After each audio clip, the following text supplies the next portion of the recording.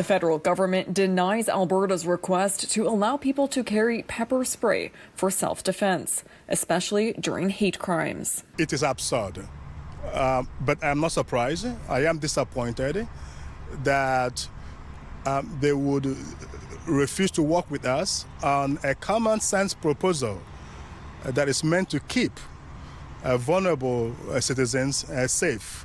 But a hate crimes researcher agrees with the feds. I think weaponizing our way out of that as a option was rightfully slammed down. It was a bit concerning because that was not the solution we were looking for. The debate came into focus after Alberta's Justice Minister penned the request last month. But the Federal Minister of Justice and the Minister of Public Safety say prohibited weapons are prohibited for a reason, and allowing it could lead to further violence.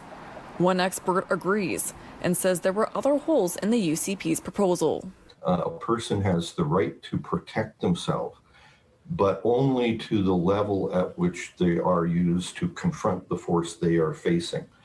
So if someone was to approach me and yell at me, and I took a knife and stuck him, I would be charged with assault. He saw more traction in Alberta's request to introduce a mandatory minimum penalty for those convicted of hate crimes, which the feds also denied. The mandatory minimum sentences have their place, but it may not be for all forms of hate crime. The debate rages as the country sees a jump in police-reported hate crimes. Recent data from Stats Canada shows it went up 37% in 2020.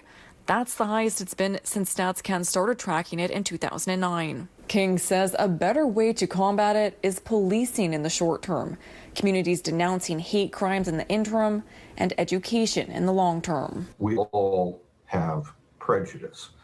If we know it, then we can do something about it. We can guard against I think women in general, and especially Muslim women in Edmonton and Calgary with the recent attacks, we're looking for a more viable solution to safety, like keeping our streets safe and improving the legislation to be able to prevent and persecute these types of hate crimes from happening. Stephanie Lasuk, City News.